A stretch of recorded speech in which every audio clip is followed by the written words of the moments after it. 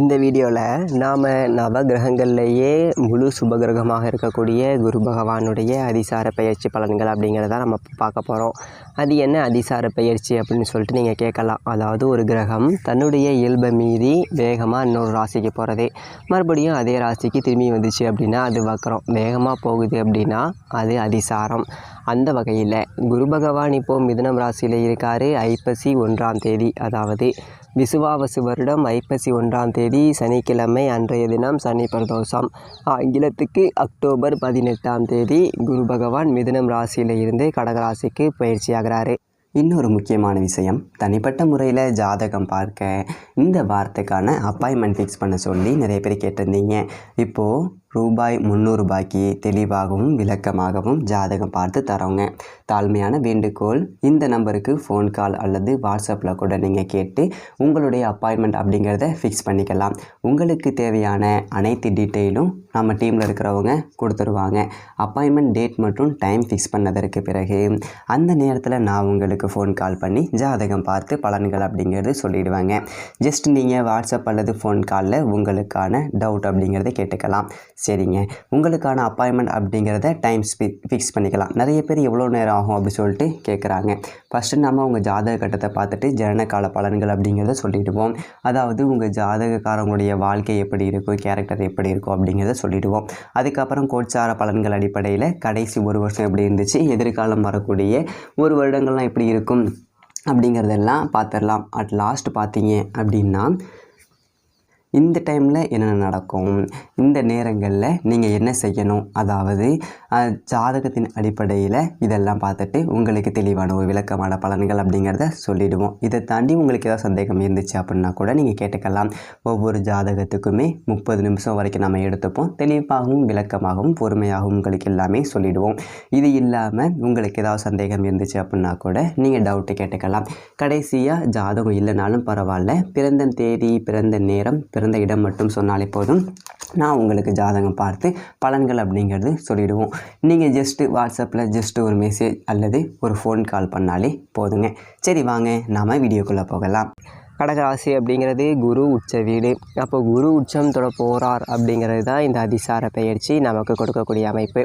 எத்தனை நாளைக்கு ஜோசியர் அங்கே இருப்பார் அப்படின்னா, அக்டோபர் 18ஆம் தேதியில் இருந்து டிசம்பர் 3ஆம் தேதி வரைக்கும் ஒரு 52 நாட்கள் குரு பகவான் உச்சத்தை தொட்டு ஒரு அற்புதமான யோக பலன்கள் அப்படிங்கிறத வழங்க போகிறாரு. அதாவது காலபுருஷனுக்கு 9ஆவது வீட்டுக்கும் 12ஆவது வீட்டுக்கும் அதிபதி குரு பகவான். தந்தை, தெய்வ அருள், அதிர்ஷ்டம், உயர்கல்வி, இது எல்லாத்தையும் குறிக்கக்கூடிய ஒரு பாக்கியஸ்தானத்துக்கும் அவர் தான் அதிபதி. அதே மாதிரி அயன சயன போகம், செலவுகள், இது எல்லாத்தையும் குறிக்கக்கூடிய இடத்துக்கும் குரு தான் அதிபதி. அப்படிப்பட்ட குரு பகவான் உச்சம் தொட போகிறார் அப்படின்னா எல்லா ராசிக்காரர்களுக்குமே அப்படியே ஒரு நெருப்பு மாதிரி எரியும் வாழ்க்கை அப்படின்னு சொல்லலாம். நம்ம கிட்டே யாரும் வர முடியாது, அந்தளவுக்கு எதிரிகள் இல்லாத ஒரு வாழ்க்கை. எதிரிகள் இருந்தால் வெல்லக்கூடிய ஒரு அமைப்பு. அத்தனையுமே 52 நாட்கள் குரு பகவான் ஆட்டமாக ஆட போகிறார். குரு விளையாடல் அப்படிங்கிறத நீங்கள் பார்க்க போகிறீங்க.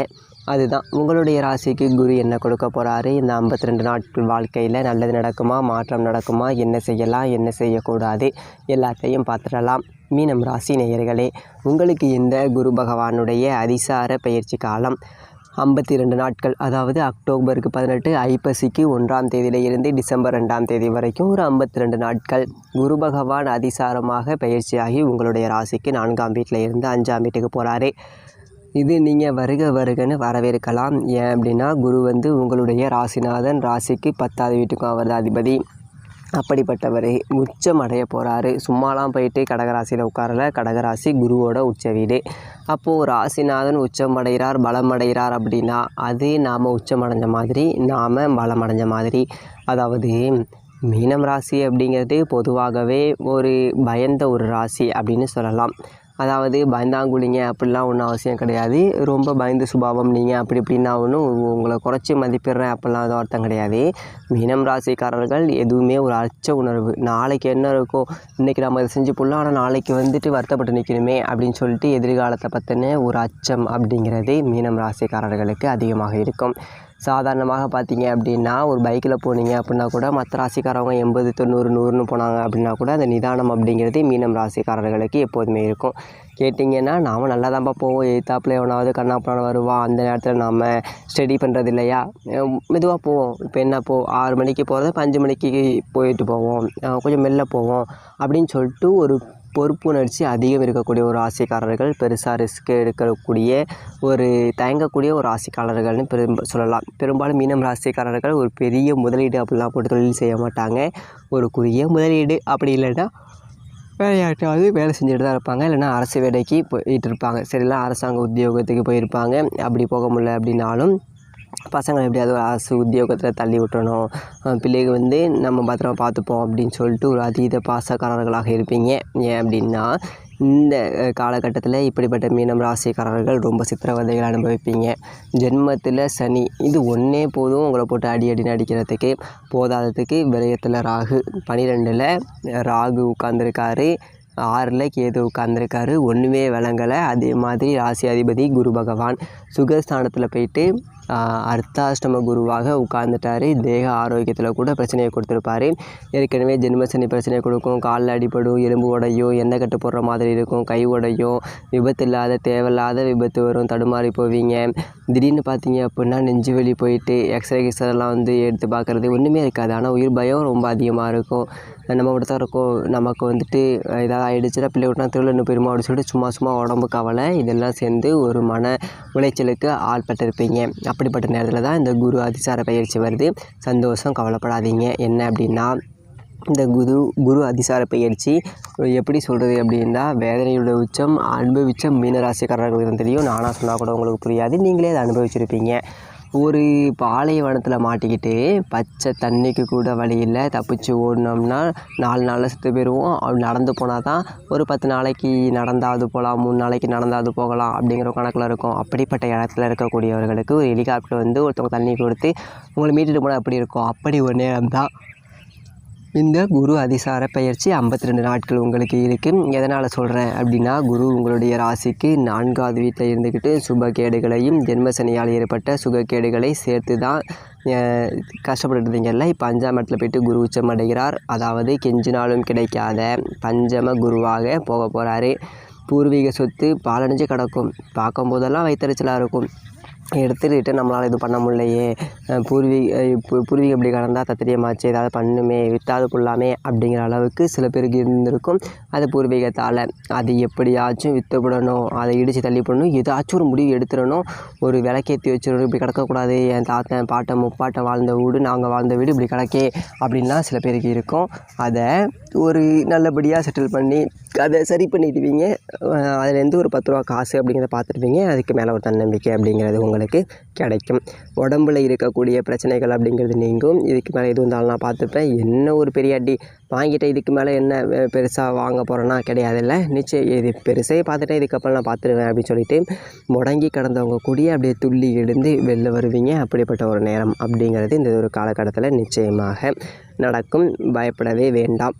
இந்த 5ஆம் இடத்துல குரு பகவான் இருக்கும்போது பூர்வீகத்தால் பலன், பிள்ளைகளை நினச்ச பெருமையிடலாம், பிள்ளைகளுக்கு ஒரு வேலை கிடைக்கும், பிள்ளைகளுக்கு மனசுக்கு சந்தோஷத்தை கொடுக்குற மாதிரி நடந்துப்பாங்க.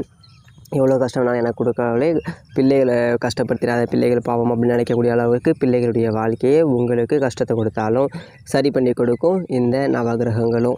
அதே மாதிரி குரு இருக்கிற இடத்தை விட பார்க்குற இடத்துக்கு சிறப்பு இல்லைங்களா. அந்த வகையில் குரு உங்கள் ராசிக்கு 9, 11 உங்கள் சொந்த ராசி புனையும் பார்க்குறாரு. 9 அப்படிங்கிறது சொந்த வீட்டு இடம். ஒரு சொந்தமாக வீடு கட்டுவோம், ஏதாவது ஒரு ஏற்பாடு பண்ணுவோம், அப்படி இல்லைன்னா வீட்டில் மாடியில் ஒரு வீடு கட்டுறேன், ஒரு ரூம் எக்ஸ்டெண்ட் பண்ணுறேன், ஒரு மராமத்து பண்ணி பண்ணுறேன் அப்படி சொல்லிவிட்டு வீட்டு வேலைகள் அப்படிங்கிறது ஏதாவது புதுசாக செய்வீங்க. பூர்வீக சொத்தை விற்றுவிட்டோ இல்லை பூர்வீக சொத்தால் ஏதோ ஒரு ரூபத்தில் வாடகை விட்டோ ஏதோ ஒரு ரூபத்தில் உங்களுக்கு வருமானம் அப்படிங்கிறது இருக்குது. பிள்ளைகளுக்கு வேலை கிடைக்கக்கூடிய ஒரு வாய்ப்பு இருக்குது. அதே மாதிரி 11ல் குரு பார்வை இருக்குது. தலைக்கு வந்து தலைப்பாகையோடு போச்சு அப்படிங்கிற அளவுக்கு உங்களுக்கு செலவே வந்தாலும் நாம் கடன் வாங்கி கையை விட்டு செலவு பண்ணக்கூடிய ஒரு சூழல் வராது. 10 ரூபா மிச்சப்படுத்தலாம். காசு பணத்துக்கு பஞ்சம் அப்படிங்கிறது இருக்காது. ஜென்ம ராசியில் குரு பார்வை விழுகுது. ஜென்ம சனியை குரு பார்த்து புனிதப்படுத்துகிறார். அப்படிங்கிறதுனால சனியும் இதுக்கு மேலே உங்களுக்கு தொந்தரவு அப்படிங்கிறத கொடுக்க மாட்டார். பெரிய கஷ்டம் அப்படிங்கிறத கொடுத்துட்டோம், பாவம் இதுக்கு மேலே நன்மைகள் செய்வோம் அப்படின்னு சொல்லிட்டு சனியும் குருவும் சேர்ந்து உங்களுக்கு நன்மைகள் அப்படிங்கிறத செய்ய போகிறாங்க.